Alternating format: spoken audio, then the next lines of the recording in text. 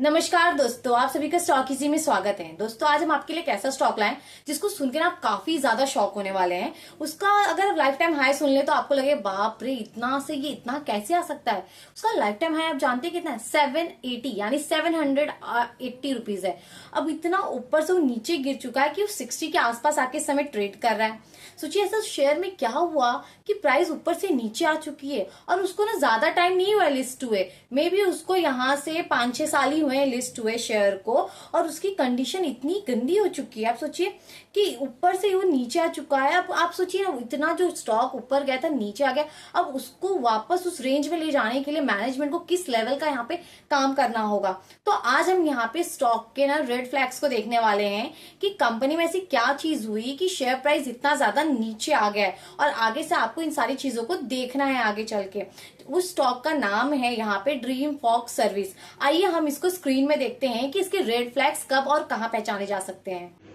सबसे पहले ना कंपनी के बारे में देखते हैं कि कंपनी के जो यहाँ पे क्वार्टरली रिजल्ट आए हैं उसमें मैनेजमेंट ने क्या कहा है। काफ़ी सारी चीज़ें हैं यहाँ पे आपको जो कि जानना काफ़ी ज़्यादा ज़रूरी है आपके लिए। जैसे कि अगर हम कंपनी को देखें, कंपनी यहाँ पे देखो, ये कंपनी है तो यहाँ पे सबसे बड़ा चेंज कुछ हुआ है। जैसे लाउज एग्रीगेटर से ये बेनिफिट टेक प्लेटफॉर्म में आई है, जैसे कुछ चेंजेस है। चलिए इसके पहले मॉडल्स के बारे में समझते हैं। पहले जो ये ड्रीम फॉग को मेनली एयरपोर्ट लाउज एग्रीगेटर के रूप में देखा जाता था।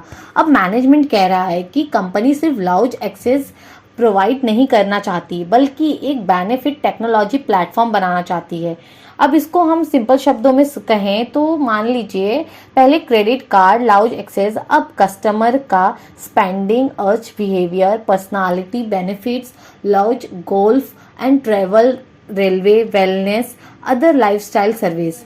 मतलब बैंक अपने प्रीमियम कस्टमर को उनके बिहेवियर के अकॉर्डिंग डिफरेंट बेनिफिट्स को बंडल दे सके और ड्रीम फॉग टेक्नोलॉजी के थ्रू उस बेनिफिट को डिजाइन कर सके, डिस्ट्रीब्यूट और मैनेज करेगी।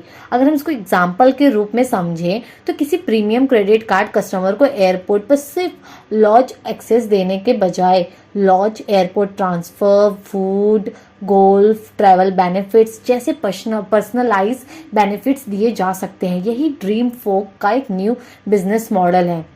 ये चीज़ें आपको यहाँ पे क्लियरली समझ में आ रही है कि इन्होंने किस तरह यहाँ पे स्ट्रैटेजी चेंज किया है, कैसे यहाँ पे उन्होंने चेंजेस लाए हैं। अब ये क्वार्टर ऑन फाइनेंशियल ईयर 2027 का ये इंपॉर्टेंट एंड पॉजिटिव डेवलपमेंट है। मैनेजमेंट के according non airport lounge service lounge service approx 33% of total revenue. मतलब कंपनी की रेवेन्यू डिपेंडेंसी सिर्फ एयरपोर्ट लॉज पर नहीं रहेगी, इसमें रेलवे, गोल्फ, लाइफस्टाइल और अदर बेनिफिट्स कंट्रीब्यूट कर रहे हैं। इसका सिग्निफिकेंट क्या है? जैसे कि अर्ली स्टोरी में एयरपोर्ट, लॉज और ऑलमोस्ट इंटायर बिजनेस, ये नया स्टोरी है। जैसे कि airport, railway, golf, travel, lifestyle, membership. अगर ये डाइवर्सिफिकेशन कंटिन्यू होता है तो कंपनी का बिजनेस मॉडल कंपैरेटिवली मोर डाइवर्सिफाइड हो सकता है, ऐसा ये बोलना चाह रहे हैं। बहुत मतलब ये इनके मतलब कि हम ऐसा इन्होंने चेंजेस लाया है, ये और चीज़ों को यहाँ पे ऐड करना चाहते हैं अपने बिजनेस में। जैसे कि अगर हम ग्लोबल लॉज बिजनेस एग्रेसिवली इनका क्या हो रहा है, इनका एक्सपांड हो रहा है कंपनी के पास इस समय 1100 प्लस ग्लोबल एयरपोर्ट्स लॉज हैं।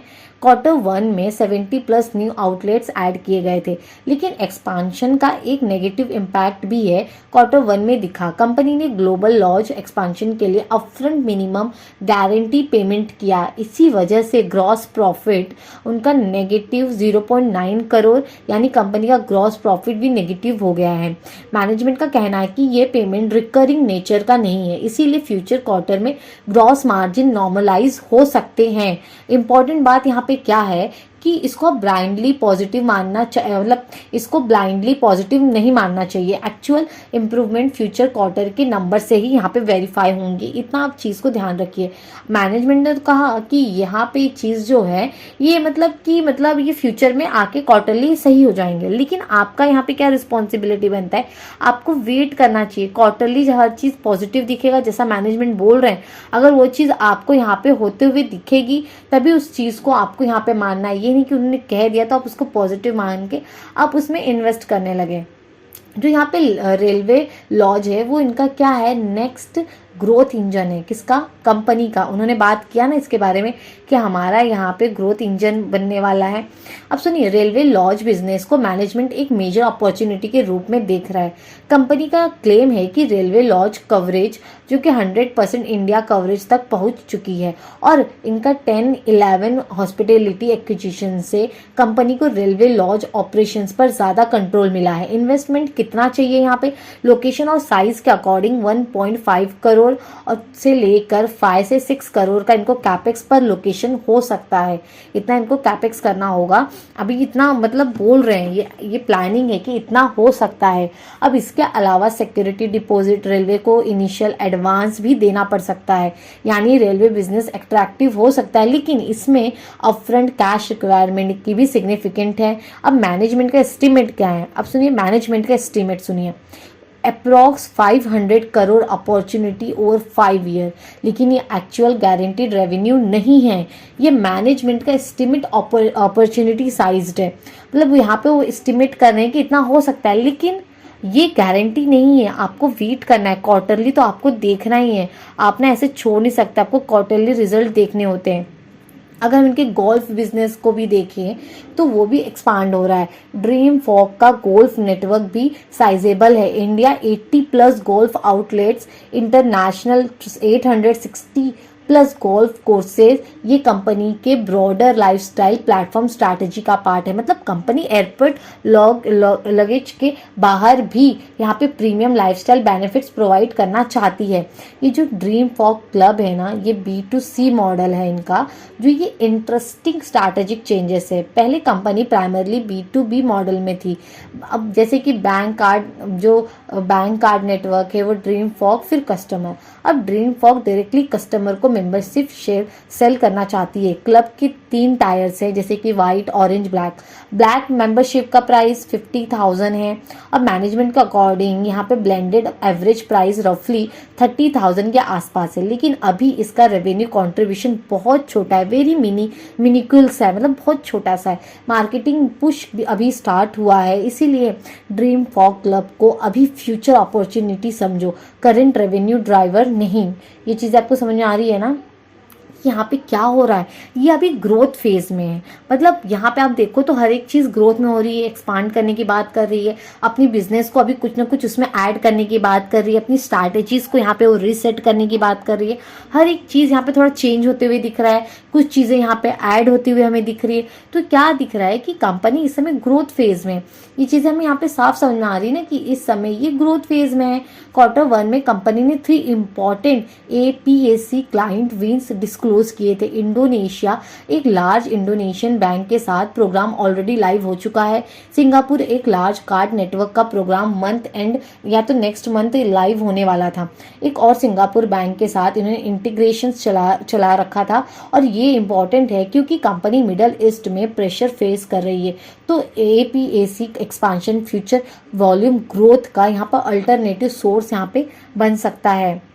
अगर हम यहाँ पे मिडल ईस्ट में प्रॉब्लम क्या है इनको, कंपनी को देखिए, कंपनी ने यहाँ पे दुबई बेस्ड ETT एक्वायर किया था, लेकिन मैनेजमेंट के अकॉर्डिंग यहाँ पे मिडल ईस्ट में ऑन गोइंग वॉर की वजह से इंटरनेशनल ट्रैफिक गिर गया, स्पेशली इंडिया से मिडल ईस्ट ट्रैवल गिरा हुआ है, और इसका direct impact global luggage lounge volumes पे हो रहा है। वॉल्यूम्स गिर रहे हैं, रेवेन्यूज गिर रहे हैं, हर एक चीज़ यहाँ पे इस तरह से गिर रही है। तो मैनेजमेंट ने स्पेशली कहा कि मिडल ईस्ट बिजनेस वॉर की वजह से ये सारी चीज़ें डाउन है, लेकिन यहाँ पे पॉजिटिव पॉइंट क्या है, जैसे कि इंडिया का डोमेस्टिक बिजनेस कुछ एक्सटेंट तक मिडल ईस्ट की वीकनेस को कंपनशेट कर रहा है।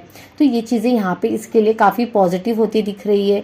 तो कंपनी, आप समझ रहे हो, कंपनी इस समय ग्रोथ फेज में है। तो क्या हो रहा है, कंपनी को लॉस भी, जैसे कि आपने देखा कि इनका ग्रॉस मार्जिन्स भी लॉस में था, क्योंकि इन्हें क्या करना हो रहा है, इनको एक्सपांशन करना हो रहा है, चीज़ें यहाँ पे बढ़ चढ़ के आ रही है, जिसकी वजह से यहाँ पे इन्होंने ना ETT एक्विजिशंस का भी मार्जिन दिखाया था कि मैनेजमेंट के अकॉर्डिंग ETT का जो margin historical India lounge business के कंपैरिजन में सिमिलर रेंज में है। ग्लोबल बिजनेस में मार्जिन्स करंटली आइडियल नहीं है because advance pricing actions, expansion cost, का काफ़ी ज़्यादा इम्पैक्ट पड़ा है। मैनेजमेंट का एक्सपेक्टेशन है कि स्केल्स आने के बाद ग्लोबल मार्जिन्स इम्प्रूव यहाँ पे होंगे। एक ना यहाँ पे एक ब्रेकडाउन होगा, मतलब यहाँ पे लोगों का है जो कि एनालिस्ट है, ऑब्वियस सी बात है वो पूछेंगे ही इनसे कि ये ब्रेक इवन कब आएगा, क्योंकि इनको लॉस हो रहा है ना। आपने देखा कि अभी ये एक ग्रोथ फेज में है, अभी तक ये क्या है कि ब्रेक इवन तक भी नहीं पहुंच पाए। तो ये ऑब्वियस सी बात है, लोग पूछेंगे ही इनसे कि इनका ब्रेक इवन कहाँ पे है कंपनी का। तो मैनेजमेंट यहाँ पे एक इम्पॉर्टेंट क्वेश्चन यही आया था कि मैनेजमेंट के स्टेटमेंट में 2 टाइमलाइन डिस्कस हुई है। एक अर्ली कमिटमेंट यानी कि हाफ में फाइनेंशियल ईयर 2028 में EBITDA मार्जिन इनका ब्रेक इवन पे होगा। एमडी का लेटेस्ट कमेंट था कि by next year break even की एक्सपेक्टेशंस है, लेकिन जब specially EBITDA break even commitment पहुंच गया है तो मैनेजमेंट ने कहा कि वो प्रीवियस कमिटमेंट पर स्टिक रहेगा। इसीलिए इन्वेस्टर के लिए यहाँ के लिए सेफेस्ट इंटरप्रिटेशन क्या है यहाँ पर कि सेकंड हाफ में क्वार्टरली तो फाइनेंशियल ईयर 2028 को current formal break even commitment माना जाए, और अगर कंपनी उससे पहले ब्रेक इवन अचीव करती है तो वो अपसाइड सरप्राइज होगा। ऑब्वियसली बात है वो सरप्राइज ही होगा। कुछ अच्छा कंपनी कर जा रही हो, अपना पहले से ब्रेक इवन अगर अचीव कर ले रही है तो उससे अच्छी बात यहाँ पे क्या हो सकती है। न्यू सर्विस को स्केल होने में टाइम लगेगा, ये भी मैनेजमेंट ने क्लियरली एक्नॉलेज किया था। New bank benefits programme immediately large revenue नहीं जनरेट करते हैं, पहले वो लॉन्च होते हैं, फिर वो कस्टमर अवेयरनेस होता है, बैंक कम्युनिकेशंस होते हैं, और फिर कस्टमर एडप्शंस होते हैं और स्केल्स होते हैं। होने में टाइम लगता है। मैनेजमेंट के अकॉर्डिंग न्यूली लॉन्च सर्विस को मीनिंगफुल एडॉप्शंस के लिए 1 ईयर अप्रॉक्स 1 ईयर लग सकते हैं। ये कौन बोल रहा है? मैनेजमेंट ही बता रहे हैं ये सारी चीज़ें कि ऐसी ऐसी चीज़ें यहाँ पे अभी होते हुए आपको देखने को मिल सकता है। प्रमोटर्स का ना यहाँ पे कुछ बाइंग का प्लान नहीं है, जैसे कि मैनेजमेंट से प्रमोटर्स स्टेक इंक्रीज के बारे में पूछा गया तो यहाँ पे उन्होंने आंसर क्या दिया कि प्रेजेंटली प्रमोटर्स बाइंग के प्लान में नहीं है। मैनेजमेंट का फोकस अभी बिजनेस को रिकवर कराना है और स्ट्रैटेजिक इन्वेस्टर को भी अभी एक्टिवली पॉज नहीं किया जा रहा है। मैनेजमेंट का अप्रोच बेसिकली पहले बिजनेस परफॉर्म करे फिर इन्वेस्टर के पास जाएंगे, ऐसा उनका कहना है। ठीक है, अब चीज़ें आपको समझ में आ गई होगी। जब हमने इतनी सारी बातें की तो ये चीज़ें तो यहाँ पे क्लियरली आपको देखने को और समझने में को मिल रही है कि अभी जो बिजनेस है ये काफ़ी सारी चीज़ें ऐड कर रहे हैं जिसकी वजह से अभी तक ये ब्रेक इवन नहीं पहुँचे, लेकिन ये बोल रहे हैं कि हम 2028 तक पहुँचने की कोशिश करेंगे अपने ब्रेक इवन तक।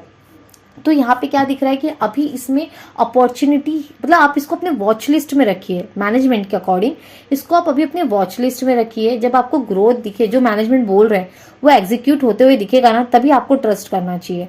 चलिए सबसे पहले यहाँ पे मार्केट कैपिटल को देखते हैं, फिर इन सारी चीज़ों को ना एक दूसरे से लिंक करेंगे। इनका जो इस समय फाइनेंशियल कंडीशन चल रहा है वो, और जो मैनेजमेंट बोल रहे हैं वो, उन सारी चीज़ों को लिंक करके तब हम अपना यहाँ पे डिसीजन लेंगे। तो यहाँ पे क्या हो रहा है, मार्केट कैपिटल कितना है कंपनी का? 362 करोड़, यानी कि कंपनी छोटी सी है। ये एक स्मॉल कैप कंपनी है, दिख रही है ना साफ साफ भाई, एक स्मॉल कैप कंपनी है। अभी तक तो इतना आप समझ ही चुके होंगे। और इनका अर्निंग पर शेयर नेगेटिव है, मतलब कंपनी की अर्निंग्स नेगेटिव में है, जिसके से स्टॉक पी भी नहीं है। मतलब बॉटम लाइन जब नेगेटिव में होता है तो स्टॉक पी भी देखने को नहीं मिलते। तो यहाँ पे क्या हो रहा है, चीज़ें वीक है। Return on capital employed, return on equity, यहाँ पे ये देखिए स्ट्रॉन्ग तो बिल्कुल नहीं है और ये वीक है। मतलब ये दर्शा रहे हैं कि कंपनी अभी एक फेज से गुजर रही है, क्योंकि अर्निंग पर शेयर नेगेटिव में है, सेल्स ग्रोथ इनकी गिरी हुई है और इनके रेशियोज भी साथ नहीं दे रहे हैं इनका, वो भी यहाँ पे हमें वीक दिख रहे हैं। तो आपको क्या लग रहा है कि अगर ये सारी चीज़ें वीक है तो क्या करें, इसको छोड़ दे? नहीं, और चीज़ों को एनालाइज करिए, हर चीज़ को एक दूसरे से लिंक करने पहले सीखिए आप। आइए यहाँ पे इसके अगर हम क्वार्टरली रिजल्ट देखते हैं कंपनी के, ईयर ऑन ईयर में देखेंगे, जून 2025 से लेके जून 2026 में देखो तो क्या हो रहा है, ये तो डिक्लाइन फेज में हो गया। ये अगर हम इसको स्टैंडअलोन में देखेंगे तो भी ये डिक्लाइन फेज में है। अगर सिर्फ कंपनी को देख रहे हैं जो इन्होंने एक्विजिशन वगैरह किया उसको छोड़ दे तो भी ये डिक्लाइन फेज में है। अगर कंसोलिडेट में देखें तो भी ये डिक्लाइन फेज में है। आप देख रहे हैं ना कैसे इनके रेवेन्यूज गिर रहे हैं। तो ये चीज़ें डिस्टर्ब कर रही हैं यहाँ पे काफ़ी ज़्यादा कि रेवेन्यू क्यों गिर रहा है, इनका कंटिन्यू रेवेन्यू गिर रहा है। और यहाँ पे देखो किस तरह इनके मार्जिन्स गिर रहे हैं, मतलब भारी मात्रा में गिर रहे हैं भाई, थोड़े बहुत थोड़े न गिर रहे, ये कंटिन्यू गिर रहे हैं। अगर हम यहाँ पे आए कंपनी के प्रॉफिट एंड लॉस को स्टेटमेंट को देखें, वो तो क्वार्टरली था, अभी ईयरली वाला अगर हम देखेंगे तो वो सेम चीज़ यहाँ पे देखने को मिलेगी। कंपनी की सेल्स में भारी गिरावट मिली है। अगर हम इसको कंसोलिडेट में देखें तो भी चीज़ आपको देखने मिलेगी। स्टैंडलोन में देखा था ना, तो देखो वो हमने कंसोलिडेट में देखा था, ये स्टैंडलोन में। अगर सिर्फ अकेले बिजनेस को ले तो भी तो गिर रहा है। कंसोलिडेट में जो एक्विजिशंस किया उस सब चीज़ को ऐड करके तो भी गिर रही हैं चीज़ें यहाँ पे। तो कंपनी का क्या हो रहा है कि कंपनी अभी तक ब्रेक इवन पॉइंट पे पहुंच नहीं पाई है। अब इनके मार्जिन्स को देखोगे तो मार्जिन्स तो बहुत डिस्टर्ब कर रही हैं। इनका हर एक चीज़ गिर रहा है, हर एक डिक्लाइन फेज में। तो ना यहाँ पे आपको वेट करना है, जो मैनेजमेंट बोल रहे हैं अगर वो चीज़ क्वार्टरली दिखती है तो ये वेल एंड गुड चीज़ है। चीज़ें लग रहा है कि हाँ मैनेजमेंट अपने बिजनेस को लेके एग्रेसिव है, यहाँ पे सीरियस है अपने बिजनेस को लेके, ये चीज़ें यहाँ पे समझ में आती है। अगर मार्जिन्स इंप्रूव नहीं होंगे, चीज़ें अगर यहाँ पे हमें इंप्रूवमेंट होते हुए नहीं दिखे, तो मैनेजमेंट ने बोल दिया तो उससे सारी चीज़ें अच्छी नहीं हो जाएगी। इसका मतलब ये नहीं कि आप जाकर उसमें इन्वेस्ट करना स्टार्ट कर दें, नहीं, आपको तो देखना है कि यहाँ पे चीज़ें सही हो रही कि नहीं। नंबर्स में चाहिए भाई, हमको एग्जीक्यूट होते हुए दिखना चाहिए, सिर्फ प्लान से काम नहीं चलेगा। अगर हम थोड़ा नीचे आए यहाँ पे देखिए कंपनी को, तो ये देख रहे हो ना, बॉटम लाइन क्या दिख रही है, पॉजिटिव दिख रही है। अब एक बात आप ये बताना कि अगर ये नहीं होता तो क्या ये पॉजिटिव होता? क्या इस साल भी हमें चीज़ें पॉजिटिव होते हुए दिखती? नहीं दिखती ना, नहीं दिखती भाई। ये तुम अदर इनकम हटा के तो देखो, या अचानक से इतना ग्रोथ कैसे आ गया। देखो ये सारी चीज़ें स्ट्रैटेजी होती है, इससे मैनिपुलेशन में आपको फंसना नहीं है। आपको देखना है कि ये क्या इनका कोर बिजनेस से आया हुआ मुनाफा क्या अपने सारे एक्सपेंस को कवर करने में सक्षम है या नहीं। आपको दिख रहा है ना क्या हो रहा है यहाँ पे। बस 3 करोड़ का इन्होंने कोर बिजनेस से मुनाफा कमाया, उसके बाद क्या इनके अदर इनकम ने हर चीज़ को यहाँ पे कवर किया है। अदर इनकम ने, और किसने, अदर इनकम ने कवर किया, और किसी ने नहीं, अदर इनकम ने कवर किया है। तो ये चीज़ें आपके ध्यान में होनी चाहिए, इग्नोर नहीं कर देना है। देख रहे हो यहाँ पे क्या कंडीशन हो रखी है इनकी। अब बैलेंस शीट को देखते हैं, बैलेंस शीट में क्या हो रहा है। देखो इन्होंने अपनी बोरिंग्स को बढ़ाई है, क्योंकि इस समय बोल रहे हैं कि हमें ब्रेक इवन अचीव करना है, काफ़ी सारे एक्सपांशंस की बातें कर रही हैं, ठीक है, ये सारी चीज़ों के बारे में बात कर रहे हैं। अगर हम इनके ट्रेड रिसीवेबल को देखेंगे कंपनी के ना, यहाँ पे आप ट्रेड रिसीवेबल को देखो कितना है, 134 दिख रही है, कितना 134 करोड़। चीज़ें क्या बता रहे हैं आपको, यहाँ पे क्या हो क्या रहा है यहाँ पे कंपनी को इतना पैसा अभी मिला नहीं है। कितने का किया था, 661 करोड़ का रेवेन्यू जनरेट किया, जिसमें से अभी 134 करोड़ गले में गिरना बाकी है। और कैश को देखेंगे तो यहाँ पे वो अपने ठीक ठाक कैश को जनरेट कर रहे हैं, और साल तो बस इन्होंने 8 करोड़ का कैश जनरेट किया हुआ है। अगर इनके रेशियोज़ को देखेंगे तो यहाँ पे तो अभी फ़िलहाल डाटा अवेलेबल नहीं है। और यहाँ पे इन्वेस्टर्स को देखेंगे तो प्रमोटर्स की होल्डिंग को देखिए, इन्होंने ना होल्ड कर रखा है अपना 65.72% की होल्डिंग बना रखी है। लेकिन यहाँ पे एक चीज़ इंटरेस्टिंग है, वो है FISDIs। उन्होंने एग्जिट कर लिया है, उनको इंटरेस्ट नहीं है इस बिज़नेस में। अगर इतने ही चेंजेस हो रहे हैं, अगर ये इतना ही अच्छा करने की सोच रहे हैं, तो क्या FISDIs इस बिज़नेस को छोड़ेंगे? इस चीज़ को भी यहाँ पे लेके चलिए। ये नहीं कि FISDIs जहाँ इन्वेस्ट किया जाके आप वहाँ इन्वेस्ट कर दे, ये भी नहीं करना है आपको बस देखना है अगर सारी चीज़ें अच्छी चल रही है, अगर वो चीज़ अच्छी है तो FISDIs उसमें इंटरेस्टेड हैं। क्योंकि आपने देखा ना इनकी सेल्स गिर चुकी है, बहुत ज़ोरों से डिक्लाइन हुई है वो। तो यहाँ पे क्या हुआ है, देखो FISDIs निकल गए भाई, यहाँ से पब्लिक भी निकलने की कोशिश में है। देख रहे हो ना कितने % की होल्डिंग, 34% की होल्डिंग है।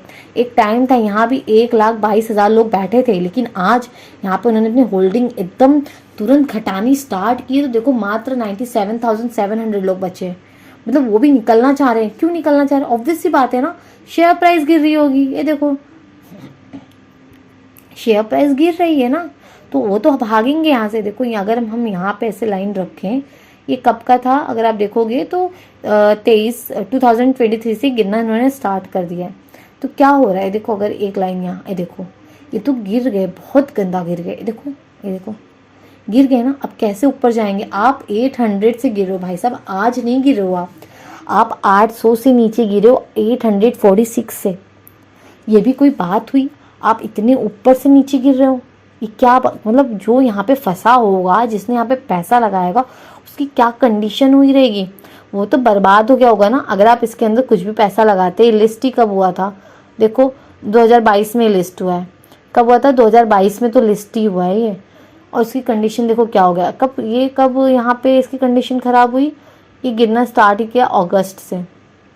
अगस्त से इसने गिरना स्टार्ट कर दिया था, 2023 के अगस्त से इसने क्या किया, ये गिरना इसने स्टार्ट कर दिया था 2000 के अगस्त से। अब देखो आपको ना छोटी छोटी चीज़ें पकड़नी होगी। अगर आप सोचेंगे ना कि हम ऐसे ही करें तो वो नहीं होगा, ऐसे नहीं होता है। आपको हर एक छोटी छोटी चीज़ों पे ना ध्यान देना होगा कि कब कहाँ क्या हो रहा है। उस चीज़ को आप बिल्कुल भी नज़रअंदाज नहीं कर सकते। हर एक चीज़ को पकड़ना सीखें, वही आपके लिए अच्छी होगी। अगर कहीं भी थोड़ा भी चीज़ दिख रहा है ना डगमगाई हुई सी, तो उस चीज़ को छोड़ दो। आप उसको ना बोलते हैं ना वेट एंड वॉच करो। आप बैठ के देखो क्या चल क्या रहा है कंपनी में। देख लो ऊपर से नीचे गिर के यहाँ पे कितना टाइम व्यतीत किया है उसने। यहाँ से देख लो 2023 के सितंबर से लेके देखो पूरा 1 साल, भाई साहब 1 साल रुका है पूरा। ये 1 साल रुका है, पूरा 1 साल रुका हुआ है। तो क्या हो गया वहाँ पे मालूम है क्या हो गया, लोगों ने यहाँ पे खूब बाइंग की होगी 2024 में। चलो देखते हैं 2024 में खरीद लिया ना, 2025 तक खरीदा। बताओ आपको खरीदना चाहिए। अब आप बोलोगे कि हमें पता नहीं चला, यहाँ पे रुका तो हमें लगा ऊपर। भाई ट्रेंड तो बदलने दिए होते, उसको डिसाइड तो करने दिए होते, उसको जाना कहाँ है ऊपर या नीचे, तब आप खरीदते। अब आप बोलेंगे ब्रेकआउट भी फेक, अब ब्रेकआउट फेक हो सकता है ना। ये देखो 2024 तक रुका था, राइट, 2023 और 24 क्या हो गया, रेवेन्यू बढ़ गया ना, तो आपने खरीद लिया। नहीं, ऐसे थोड़ा ना करना होता है। क्या हो गया, ऑपरेटिंग प्रॉफिट गिर गया भैया, डिक्लाइन आया है, मार्जिन गिरे हैं। 13 का मार्जिन था, 8 के मार्जिन पे है भाई साहब।